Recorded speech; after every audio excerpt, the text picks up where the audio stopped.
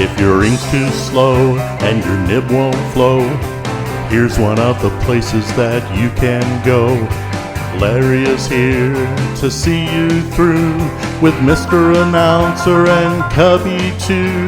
It's Larry's Fountain Pen Reviews.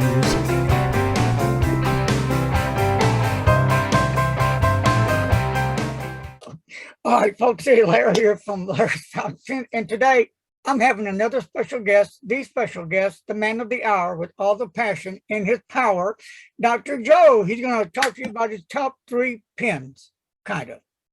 Take it, Doc. Well, again, most of you probably, some of you probably seen the video I did for Yost Applebaum about my top 3 favorite pens. But, you know, with this kind of, hobby and passion, as any of you know, it's very difficult to come up with just 3. I mean, there's a reason why we have lots of pens.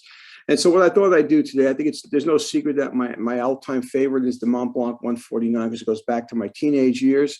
And I'm 61 now, so it's been a long love affair with the Mont Blanc 149. However, the other 2 pens I mentioned in that was the very simple Sailor Pro Gear EF. That's the pen I use most of the time. Small pen, nothing fancy. I think most of you know I've had some pretty fancy pens, but I don't tend to lean towards the fancy pens for use. And so then the third one was anything by Leonardo, and they're magnificent pens. They really are. I mean, they do a fabulous job. And that's a carryover from Delta pens because Ciro Matrone was one of the folks at Delta, and son Sal, they do a fabulous job. They've made pens for other companies or other name brands as well at one point. I'm not quite sure if it's still continuing, but fabulous pens. So what I want to do now is talk about some of the pens that come to mind in my mind when it comes to things I absolutely love. So I'm going to go ahead and share my screen for the first one. And this pen here is the Hakase model, if I could see it now, JG15A and Jade Green Celluloid. These are very hard pens to come by. You order them directly from Hakase, from the person who makes them, and they individualize it for you. So if you take a look at this beautiful green celluloid, you'll notice a little roll stop at the top. That teardrop is, I forget if it's 14 karat solid gold or 18 karat solid gold, but you can get any combination you want. They will be more than happy to, they can make these things out of, I guess some type of horn from an animal, all these different types of stuff. It takes about a little over a year to get this thing. And what I'm going to also do is show you I'll switch it now. Let me stop that and come back again. Give me a second. I want to show you what the nib looks like. Because what they do is they use, can you guys see that nib? Yes. So that is I believe it's a pilot nib that was made, basically they stamped them for Hakase. And then they grind it themselves. Can you guys see how fine that point is? Yeah, I've seen it now. That's right up my alley, Larry. Right up my alley. Wow. Yeah.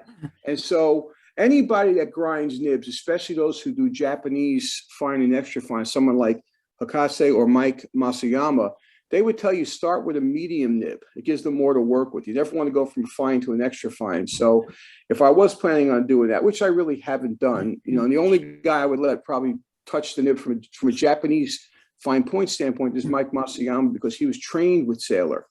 And so that's something that I would, if I'm going to have somebody work on, I want a Sailor type nib geometry, then I would go to Mike. There's lots of wonderful nib meisters out there. I mean, they're all good, but I want somebody with the knowledge of how to give me that Sailor geometry. So Hakase, and it was a little complicated process, Larry, to order that pen. It was, you go to their website, they do partially in English, but it's also in Japanese. So what I did, if anyone's interested, I made a PDF on how I ordered it. And so if they want to get one, but again, it's a long wait for these pens because they're made by hand. In fact, I even think, Larry, the threads are cut by hand, not with the machine. They use like a fine tooth comb, and they cut the threads by I don't know how they do it, but it's pretty amazing. Wow. Fabulous pen. The next pen I wanted to mention to you guys, and again, I'm a fan of Japanese extra fine. So in this particular case, what you're going to see here is the Nakaya pen. This is Nakaya Dorsal 2. And that means it's got 2 wings on it. This is an tamenuri. So what it means is there's a lighter red coat in the urushi underneath, and they put a darker red over it, and they start to rub the edges. Can you see those highlights on that, like on with cap joins? Those two fins, believe it or not, the pen is basically ebonite, but that's not what the way the pen is. The pen is first put into round mode like a cylinder. Those fins are actually built up with the urushi. That's why these things are so expensive, because they have to build those pens up in a very disciplined process. Then they go back and form this, so it looks like almost like a samurai sword. Yeah, I'm going to mention that. Yeah. Yeah, and let me stop sharing that. I think I have an image of the actual nib area itself, and I'll share that with you now. So this is the actual Akatami. You can really see that in high relief there. And that is an extra fine point as well on there. This is before I learned how to really get rid of some of the dust and lint on my pens. Interesting fact about the Nakaya, sometimes their threads are just plain ebonite. There are people that don't like that, but I've had this pen multiple times. I've had it once with black threads in ebonite, and now these are actually have a urushi coating on them. Jonathon Brooks, who does the urushi, some wonderful urushi work, he said, if you're going to do that, for some reason, you have to cut the threads extra deep. That's what he told me. So, and believe it or not, this particular pen John is working on for me. I wasn't real pleased with the urushi finish on that, and John's redoing it. We're going to maybe add some fanciness to it with some gold leaf and stuff like that. But that's a process, as you can imagine, to do that. But these pens are hard to come by. And that pen, the USD price on that is somewhere around, depending upon the color, $1,500 to $1,800 for a pen like that. The next pen I wanted to bring up and talk about is one that I feel pretty strongly about. I love Ryan Krusac's pens. I don't know if you have any of his pens, Larry, but they're just simply gorgeous. And so I recently picked up, and you guys may be aware of this from me posting the images, but I recently picked up his hand-painted version, the one that's the, hold on, let me just get the right screen up here. This is the where is it? Here it is. This is the Bengal Tiger. Ryan hand paints that barrel. Wow. It's amazing. It really is amazing. Look at that. And that's an ebonite cap. And I have another shot because I had him do something a little special with that pen for me. I had him add a tiger eye finial to the ebony cap. And so I will share that image now. And this is the one with the tiger eye finial there. You see it? Uh-huh. Yeah. And that is the YOLO nib that John, I had a drawing of a tiger I gave to him, and he go ahead and engraved. You can see that Bengal tiger image on the nib, and John did that. Beautiful. Look at that nib. Yeah, it's an amazing pen. It really is. How? And I think Ryan has actually said, he doesn't know if he can keep doing these much longer because they're so labor intensive. So I wanted to make sure I had one in my collection. But it really is. He does remarkable work. And I have a group of his pens. I know I've posted this image before, but I'll throw it up there now. Here it is. Okay. There's only one. This is a collection. I've got. There's one pen missing from this. I recently picked up an Ambonia Burl pen from him. I'll show you that in a minute. But the first pen on the left is actually the L14. The other pens are L16. And so from left to right is I forget the wood on that, the burl on that, but it's a beautiful pen, smaller pen. Then I've got. Do you remember he did one with Jake Weidman? Right. And that's Jake's Flourish there. And that's called the United by a Common Wind. And then you can see the Bengal Tiger pen right next to it. And one of my absolute favorites is that blue. That's solid. That barrel on that is solid lapis lazuli stone. And Ryan's able to work magic with that. It's ebony as well, the other parts of it. Yeah. Then next to that is the ironwood burl. I have a espresso machine with custom ironwood burl handles, and I got him to do one for me like that. And then the last one is the one that Ryan did for help with a fountain pen day with Carrie. His name just went on my Carrie. Come to me, Larry. The guy who does fountain pen day. Carrie. Been a while since I thought of his name. Anyway, but that's his symbol for fountain pen day. I recall the symbol. Yes, yes. And so they're beautiful pens. These are the L16 versions, except for the first one, which I believe is an L14. Let me just close that down. Hold on. So those would be a new type 3, but there's other pens too. For instance, a pen that I've only gotten recently, you guys probably saw me post this, was the Otto Hutt Design 7. And so this is this comes in non-sterling, but this is the sterling silver model. Actually, this is the sterling silver and gold vermeil. And so this is one hefty pen. It's not as heavy as Andy Lambro's sterling pens, but it's got some weight to it, and that is an 18 karat gold EF nib on there. I've got the same. Yeah, isn't it beautiful, Larry? I don't know why it shocked me. Yeah, I don't know why it shocked me so much, but the reality is this is a German-made pen. And you got German-made engineering on this. The same pen. Yeah, it really is a beautiful. I don't know if they may do that guilloche themselves. I'm not quite sure. Let me see if I can get the other one up. Yeah, no, I know. It's I never gave much thought to Otto Hutt until somebody showed me one of these pens. Yeah. So this is the one that's non-guilloche. Hold on, let me just. Trying to coordinate screen sharing and all that stuff. Gorgeous pen. Yeah.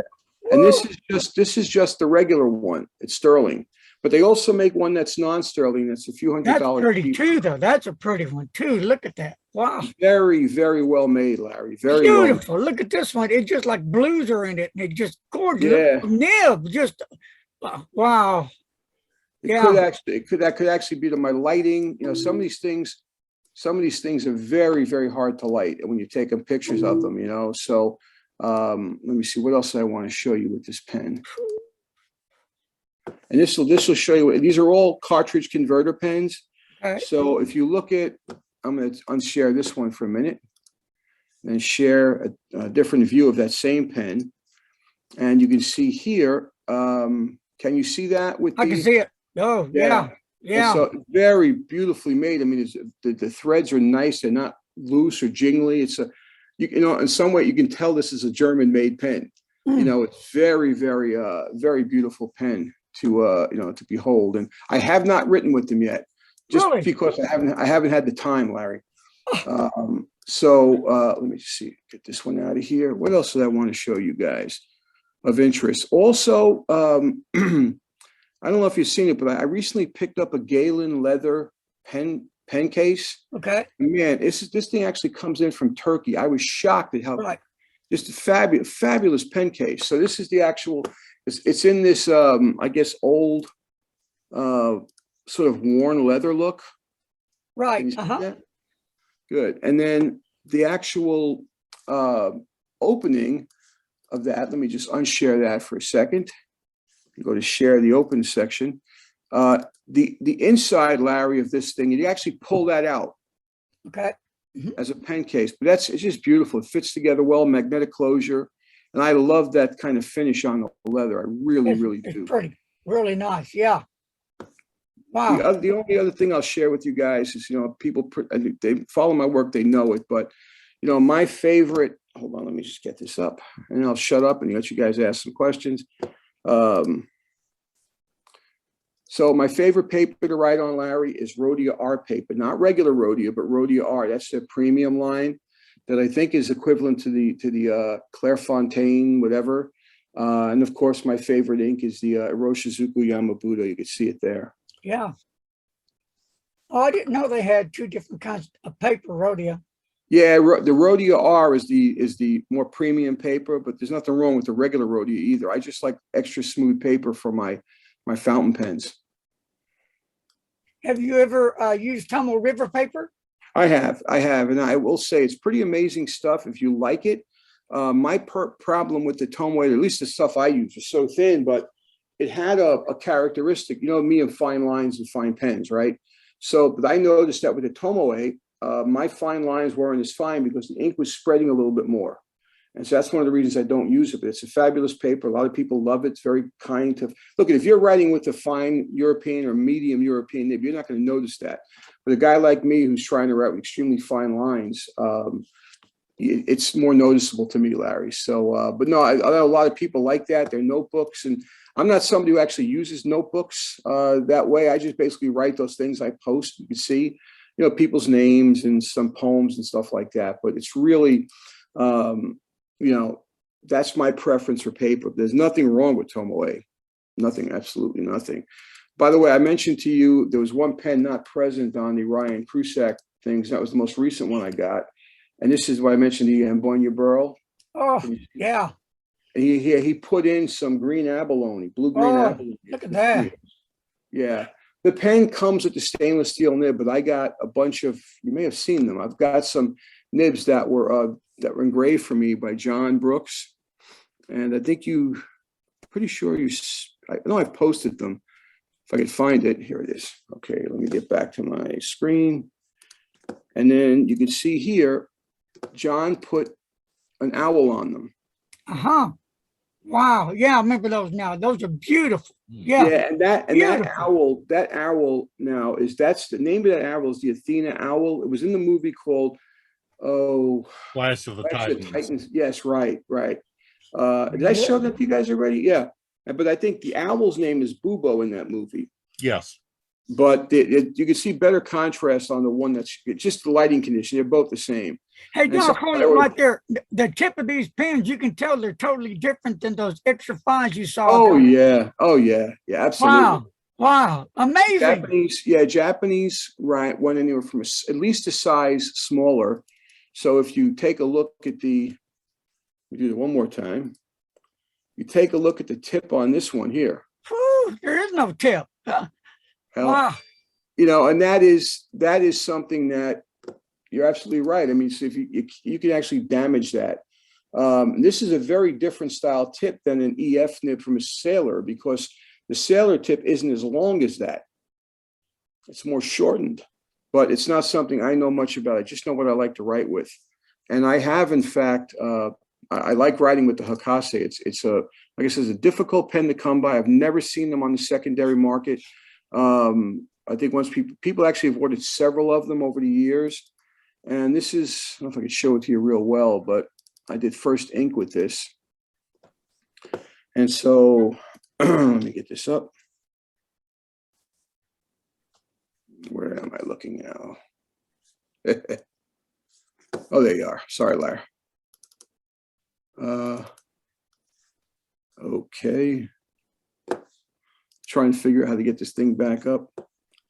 Zoom. There you are. Sometimes I get mystified with these. For some reason it's small. All right, let me blow it up. Sorry about that for the delay. Stop share. There you go. All right, and then let me get back to the this one here. And this is a shot of the first time I actually used that pen. Can you see that, Larry? Yeah. So it's an extremely fine line. It's hard to appreciate it. Some of these lines on some of these pens, especially, I don't use them much, but I have used the Platinum and the Nakaya extra fine nibs. You can imagine how thin they are. Some of them can produce a line so thin if you have some speed to movement that you have trouble telling what color it is, what color the ink is. And most people that like inks, like someone like Aziza loves pretty inks and, saturating, lines and stuff. And it's not the kind of thing that I use, but it's, if you're somebody who likes looking at the inks, you want to use a much thicker point than the ones I'm used to using. How did you learn to do all this? Well, Larry, I don't know how much you guys know, but I got my reputation. People know me mainly from calligraphy. Not that kind of calligraphy. I used to do copper plate script. I've written a book on it and all that. And if you've never, let me see what I can come up with here. The book, if anybody's interested in that, the book is absolutely free. You can download it to your iPad. It's an interactive book, or I got a PDF file that I can show you. Let me see, what am I looking for here? iBook. So that's the thing that, I'll share this with you. Not what I wanted to do. Hold on, sorry. Here it is. Okay, let me share this with you. This is the cover of the book. This is the type of script I'm known for, Larry. And that's not done with a fountain pen. That's done with a dip pen. You know, I don't even know if I can have easy access to one. I have my own namesake dip pen that Chris Yoke of the Yoke Pen Company makes for me. Let me see if I can pull that up real quick.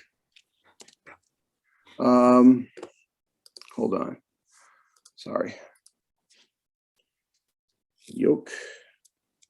Chris Yoke does some amazing work with what we call oblique pen holders. So he was kind enough to put out one that's my namesake pen holder.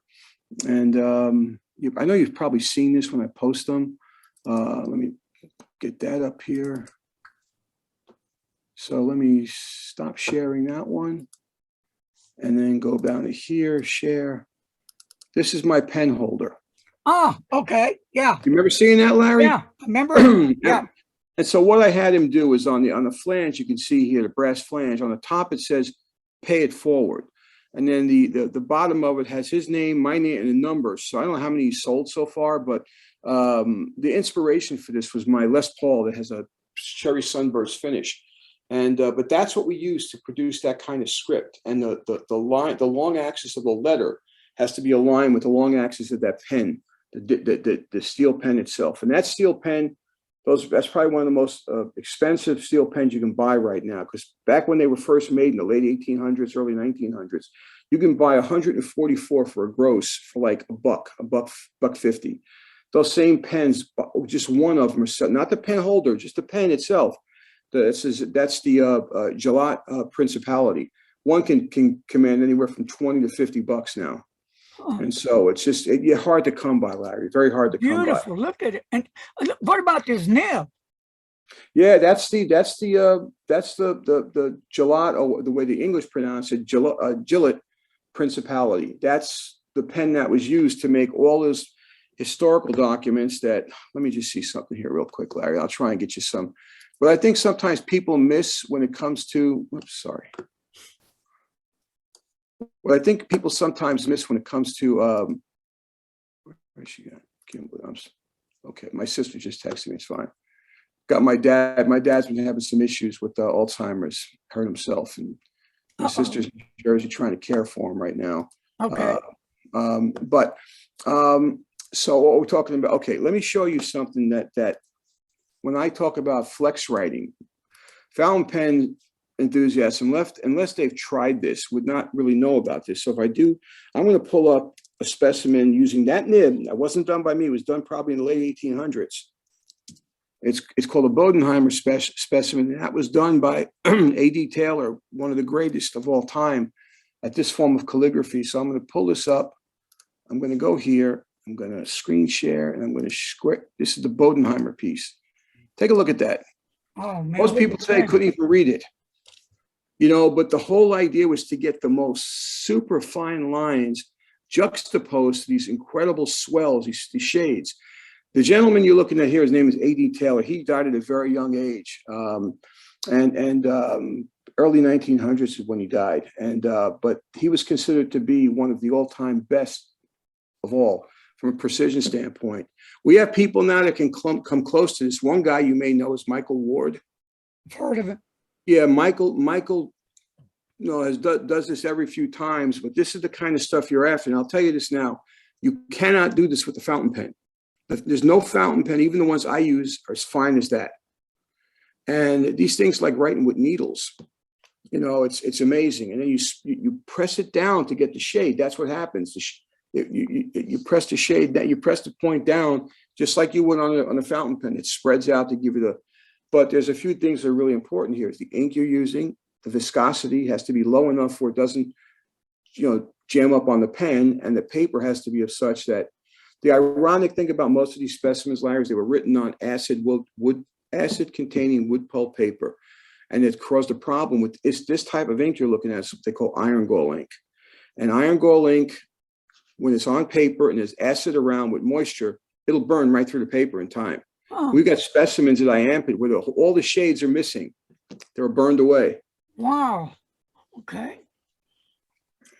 how do you get that thick look right there on the downstroke? Or that's going It has to be on it. It can only be on a downstroke, Larry. Okay. You cannot do it on an upstroke unless you go back and try and build it up. But this is all done in a fluid motion. And if you look at any of Michael Ward's videos, or even John DeColobus, you'll see that this is, it takes incredible amount of patience to build that skill up. It's not a skill I possess. My stuff, the script I do was called engrosser script, or what people call copper plate. That's done with very slow strokes. It's more drawing than whereas that stuff is more artistic and, has a free flowing. If you watch anybody's arm that does that, it's almost like they're dancing. It's really amazing to watch it. Not something I ever cared to develop because I was working so hard on the script. And then I basically I just do monoline script, like penmanship or cursive penmanship in a style like that. And I don't really do the other stuff anymore because I have diabetes and my hands and feet have been affected. And so, and if I can't do it at the level I was used to doing it at, I don't want to touch it anymore. So, the regular penmanship stuff, I can do that because that's two-dimensional writing. It's just sort of going like this.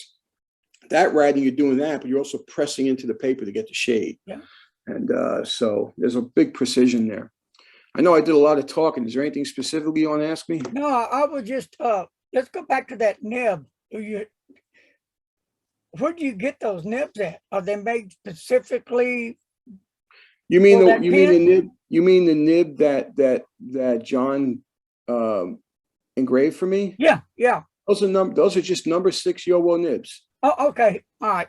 And John couldn't get the 2-tone one, so he got me. The other 2 were just regular gold. I think they were both 18 karat gold, but I'm fine 14 karat gold, 18 karat gold. So he does all the work himself? He's got a laser engraver. That's laser engraved, Larry. Wow. Gave him the picture, and that's what he come up with. I mean, so I was so impressed when I seen it. Now, keep in mind, to do that, you've got to get some of the gold off the surface of the pen, right? You're losing some of that gold. Yeah. Right, yeah. But no, so I've got those really for the Ryan Krusac pens. I might actually pick up a few more of them. But like I said, I really like his pens, and I wanted to get some of that in my collection. I think last time I was on, did I share with you guys my Agresti pen cases? I think I did. Did you? You remember? I don't remember. I don't remember. I don't right, think you did, Doc. Okay, maybe. Let's try it again, and then we'll know. Yeah, let me see. So these are Italian cases made in, I think, Florence, Italy. Each one holds 60 pens. Oh, okay, yeah. You did see them, right, Larry? Yeah, but you never opened them up. Well, I don't know if I have.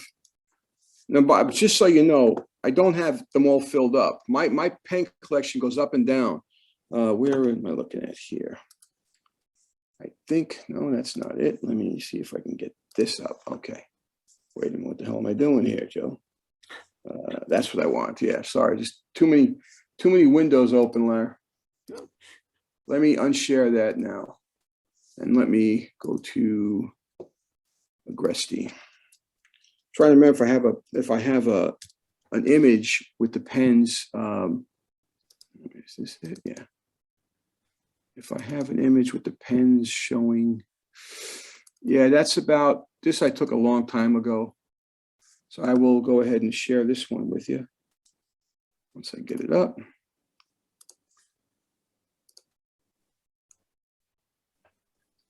Okay, yeah. All right. Wow, that's good. Real good. And some of those pens, let's see. The first one, I think, is a Platinum 149. Then there's the classic LB5s pen from Andy Lambro. There's one of my favorites, my green Sailor Mosaic Pro Gear. That white one I gave away in a giveaway. The red, I believe that's a Yukari Royale Namiki. That's one next to it is the Omas 360 Grande. That's the Model V pen that Tim made for me. Right. That's the one you like next to it, the dark purple celluloid. That's Tim's green celluloid. The red one was made by Renee at there's a custom pens at, I can't remember now. scriptorium pens. Okay. And she did that, right? And then this pen was actually made with a number 6 gold Yovo nib, as well as a, I think what I have in there right now is a Pelican M1000 broad nib in that one now. And then these are 1911 pens from Yoshi made these for me. You see a little frog roll stop. He also made that one. But that's not how I keep these pens. I just had them loaded for a quick picture. I took that a long time ago. It's also worthy to know this. I've had these custom-made tables from different types of flame maple. And that's pretty. That's almost like, you know, instrument grade maple. So you've had the tables made too. What's that? You had the tables made as well. Yeah, if you take a look at the this one here, which you've seen before, I give you the same one. Hold on. This one here, you see that the three of them? Yeah, yeah. So I've got 2 of the tables that see those ones holding both pen cases. I got Right. 2 tables like that and 2 like the smaller one. They were made, I think they were made by 2 different craftsmen. What I did is I went online to eBay and they had these guys selling these custom-made tables, and you know, it didn't cost as much as I can't remember now what I paid, but it wasn't like a ridiculous amount of money. So I had 2 of them made, and I just love highly figured wood, and so that's why I got some guitars like that too. But yeah, it's a you know, yeah, it's They part look of the good though. They look good. They look really good. Yeah, yeah. You have good taste, Doc. No, I try, man. I try. Wow, wow. Well, Doc, anything else you'd like to share before we go? Because I want to talk to you after a while. Nope. Okay, well, make it quick. I'll get with you back later in the week because I'm going to have you back on and I'll let you know what we're going to do because you have so much knowledge to share that, like I said before, I want you to share it.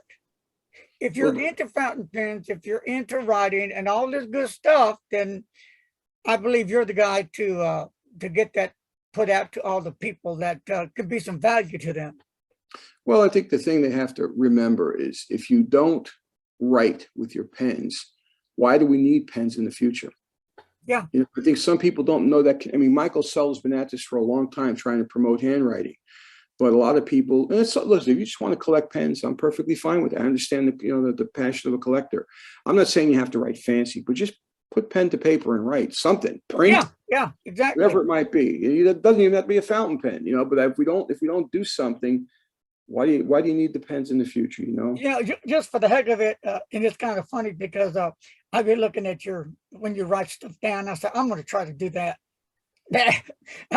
When I got through with it, I was like, "This is horrible. I'm not going to show Doc this." I throw it away. No, It's funny. you know, first of all, Larry, you know, what I'm able to do comes from 20 years of practice with the dip pen, you know, and so that has been able to carry me over. And if you have any of my friends from IAMPIT that really know about handwriting, they wouldn't look what I'm doing as any great shakes because you have to have a trained eye to be able to see what's going on. My whole purpose is trying to inspire people. That's all. You know, and the other thing is like on my Penholder, pay it forward. You know, I think, you know, I've sponsored lots of pen giveaways and stuff and you know, try and pay it forward if you can. People don't owe me anything, not for the stuff I give away for free. If you have a chance to help somebody out, do it. Wow. Well, awesome. Just totally awesome. One more thing before we go. Do you have any pens on the wish list?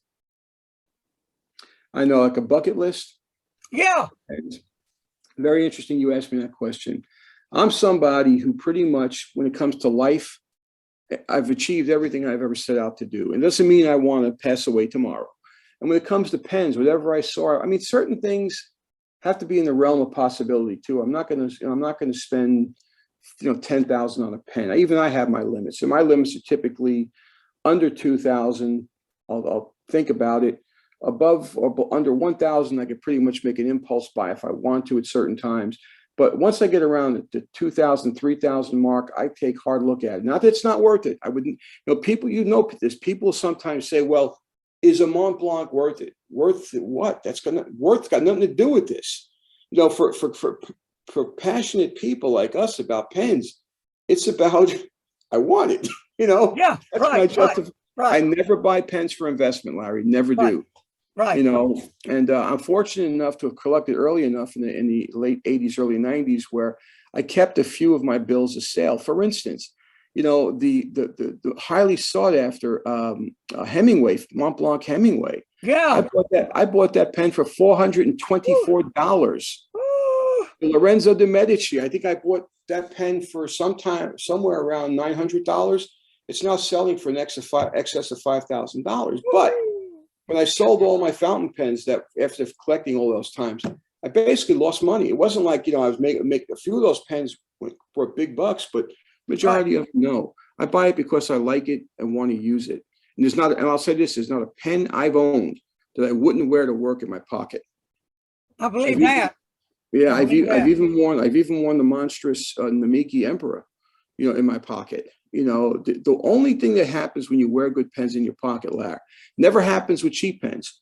Somebody reaches over and tries to take it out of your pocket. Like, well, wait a minute. Yeah. Hold on. Yeah. Wait a minute, you know. So the pen I basically wear to work mostly is in my pocket now. It's the Mont Blanc 149 Platinum coat. Yeah. It's got an EF nib. I do a lot of writing with this. I still prefer the Sailor EF, but you know, Mont Blanc takes. You've seen this. Yeah, I love Mont Blanc. Somebody posts an image of a Mont Blanc 140. How many people have to feel the need to speak up and say it's not worth it? It's a bunch of, you know, worth ain't got nothing to do with it, man. If you're trying to get into pens for worth, you're in trouble. I mean, to me, the 149 to me is the ultimate. I think I love it so much. And people think I'm crazy that, you know, why do you buy that kind of pen when you can buy 500 Jin Hows? What? I said, that's ridiculous, dude. You know, we're not talking about Rux and apple pie, man. Come on, that's the apple pie of them all. 149 against a Jin Hound. Get out of here. No. You know, if somebody likes those pens, I God bless them. You know, I don't. Yeah. But they feel the need to criticize everything else. You know, I would never say something's not worth it. There are people out there who collect. You know, I recently was contacted about those beautiful pens that, what's his name, David. Forget his name. He puts those beautiful enameled pens out with the sterling. They're real high-end pens. You know, I can't remember his name, but they're beautiful pens. You know, but you know, if somebody doesn't think they're worth or they are worth it, it's up to the person. You know, I've got, you know, you're talking to somebody you see behind me. I probably have over 20 guitars in my apartment, all good guitars. And how do you justify that? You can't. My mother would smack me in the head if she ever found out how many guitars I have or pens I have. You know. But from a standpoint, the fountain pens, at least I try to use them and, you know, put stuff forward. And there are some great guys out there that can do real old school Palmer method cursive out there. He's got a great site, palmermethod.com, and it teaches the old school of writing, you know, and it's amazing what they can do. My stuff is more drawing. You know, I draw those, and whatever you see me post, it's usually written real large, and I usually clip these things together. The form is like the paper is not that large. So I write these letters very, very large, you know, and it helps my hands be able to do it. But just to inspire folks, you know, that's the whole reason why I do it, you know. Well, okay, Doc. Well, you know what?